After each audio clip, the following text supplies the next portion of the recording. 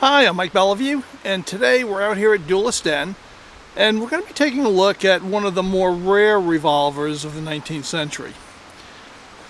This is the 1890 Remington single-action revolver. And this gun was made in 1894. This is an original Remington. And this is a gun that Remington probably should have never built. It was their last revolver, and it really missed the market. By the time this came out, single actions were going to be passé.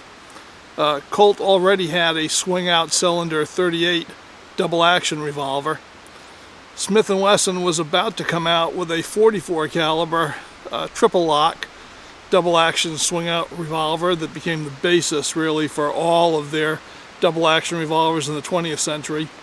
And the world had really passed by these single actions. I mean, they were being used by a few old-timers and some holdouts, and consequently this didn't sell very well.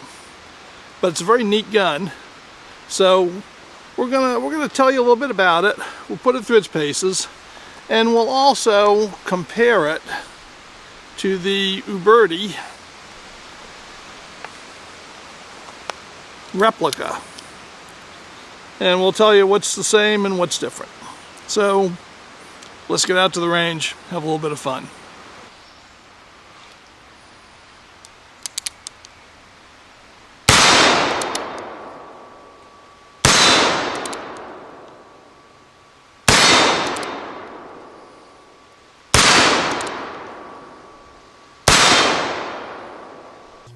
So Remington got busy, and they turned out the 1875 model, which this is an Uberti replica of it. In 1888, they made a transitional model where basically they took this web off and used existing parts. And that was when the Remington company was in receivership and they'd been bought by a new management group, and they just wanted to turn out, I think, some guns using the old parts. Now, that sets the stage for this, which is today's actual subject. This is an 1890 Remington, and it's the real deal. This is not a reproduction. So let's take a look at it and see what makes it what it is. So first of all, there were only about 2,000 of these made, and they are very rare. And because of that, one in excellent condition will easily go for $10,000 or more. And in fact, in pretty good condition, they'll go for $4,000. This one did not go for that because it has some issues. And I'll just let you know, it's been repolished and reblued, recase hardened. These are Reproduction Grips. I'm really going to try to see if I can find some original grips for this at the Antique Arms Show next year in Baltimore. But these are reproductions. They're NC Ordnance. And by the way, NC Ordnance are the only reproduction grips that fit an actual Remington. If you go to Vintage Gun Grips or you go to Buffalo Brothers store, those grips will only fit an Uberti, and they are different. So if you need them, go to NC Ordnance. They require some pretty intensive messing around to get them to fit right, but you can do it. So anyway, here it is. There's no web. It's got a German silver, also known as a nickel silver front sight. I've never seen one that didn't have that, an actual one. So if you got a blued front sight, you might have a phony. So German silver front sight, typical Remington styling, right? Very much like the Colt. Loads on half cock. All right, through gate here. Unlike the Colt, it's got a solid grip frame, which makes it better, but also unlike the Colt, the ejector is outside, and that makes it a little more prone to be jammed up by mud or dirt, and it's open to the elements, whereas the Colt's is shrouded over it to provide it with more protection. Now, personally, I really like the look of Remington's ejector because it gives it a more symmetrical look from the top, much more modern looking, I think, and I like it. So, how does this differ from this, which is the Uberti version? And there are some very noticeable differences. The most noticeable, I think, is the method of removing the cylinder. So the way Uberti does it, you put it on half cock, right? And then it has a catch release, a bolt, cross bolt, that allows you to then pull. It's a little bit sticky. All right, you're gonna stick on me. Okay, so I had to apply a little more force to it. So you pull that out, and then you can remove the cylinder. Now, an actual Remington uses an entirely different setup. So we'll put it on half cock. Right underneath this latch is a little spring. You just depress that with your thumb. And there you go.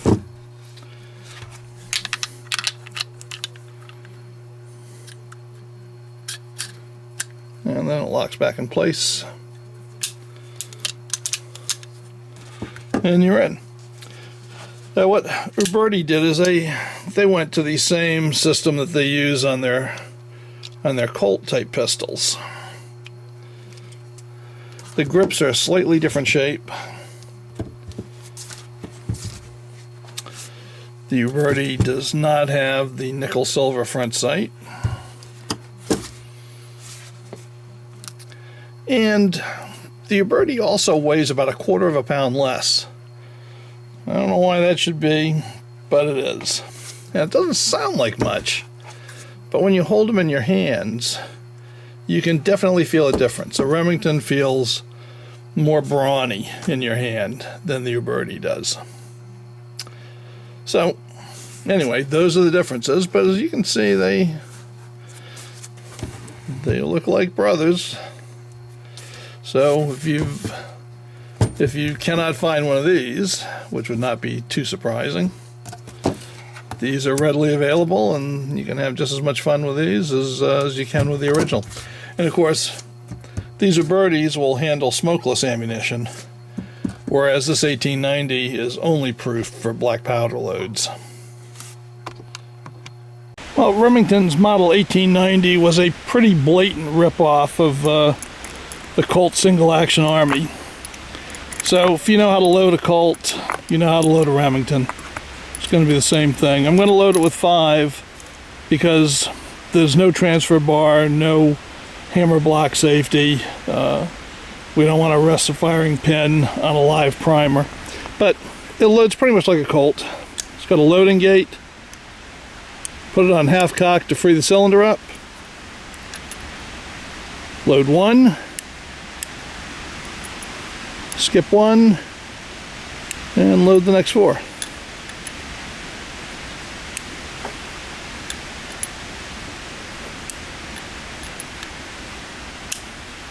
And then when we put the hammer down, we'll be between chambers. We'll be on an empty. Well, let's knock the raindrops off of Roy with the Remington 1890. I've got to admit, I got a little trepidation. This will be the first time I shot this gun, which you always wonder with an antique how it's going to go. And also, 1875s and 1890 Remingtons in 4440, which all the 1890s were, have a pretty bad reputation for accuracy. And the reason for that might be that the throats of the chambers are oversized. And Mike Venturino, in his book 6 Guns of the Old West, he checked out a bunch of 1875s, and he saw that the chamber throats ran about .446. instead of .430. They ran from like 446 to 448. But he hadn't checked out any 1890s. So I checked this one out, and sure enough, the chamber mouths ran .447. And Mike posits that maybe they took 44 Remington cylinders and just reamed them out to 4440. And of course 44 Remington cylinders use a 45 caliber heeled bullet. So it would have a 45 caliber throat. And they might have done that because they'd made up a bunch of cylinders and they didn't want to waste them. Remington was known for that sort of false economy. So we're going to see how this thing shoots. Hopefully it'll shoot to minute a bad guy, but I'm not really sure. So this will be a revelation for me and for you. So let's let her rip.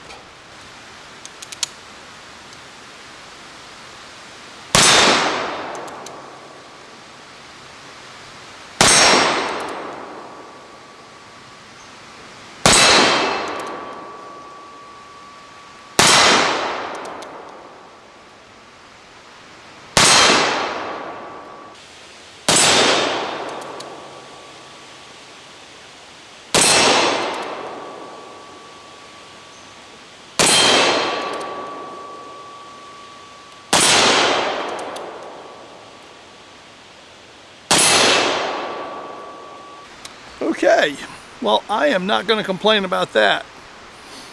Might not be target shooting precision, but it'll put the bad guys down, so chalk one up for the old Remington. Now, it goes without saying that the Uberti replica here is a modern-made gun, and it can shoot factory smokeless ammo. So no problem.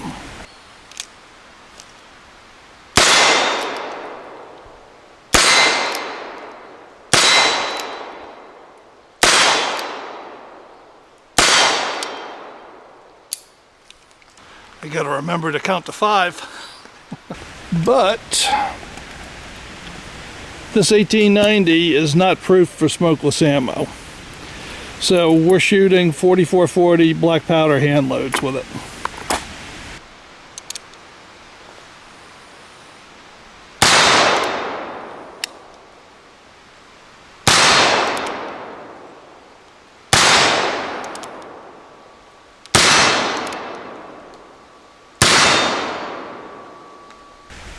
Alright, so ejecting the spent rounds is very similar to the Colt.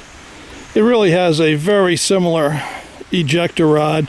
Just the Colt has a housing covering its up and this one's out there, but basically half cock and just push them out. Well, I have got to admit that the old 1890 Remington is shooting better than I expected today. I mean, the only issues I've had with it really have been extraction. And it's been pretty much hitting what I pointed at. So I wasn't planning on this, but I've got a couple of miniature steel rams set up out there. And it's about 15 yards away. And I'm going to see if I can pick them off with the Remington. So wish me luck.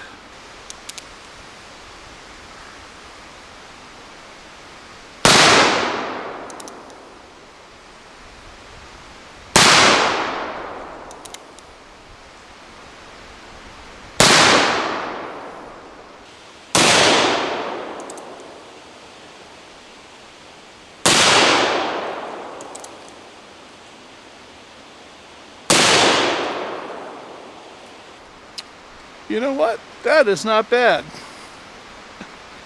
I'm actually more impressed with this than I expected to be. It's a pretty good shooter.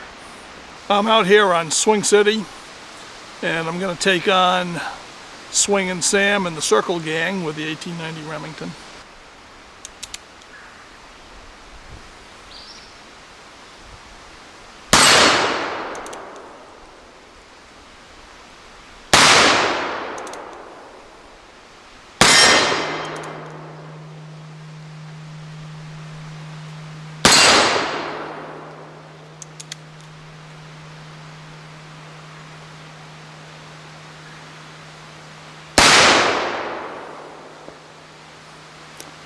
Well, I missed two. Not a great way to finish up, but I think I'm going to call it a day. We're starting to get a little bit sticky here. But on the whole, for a gun that was made in 1894, this baby's not doing too bad. Let's finish up with the bad guy's view of the 1890 Remington.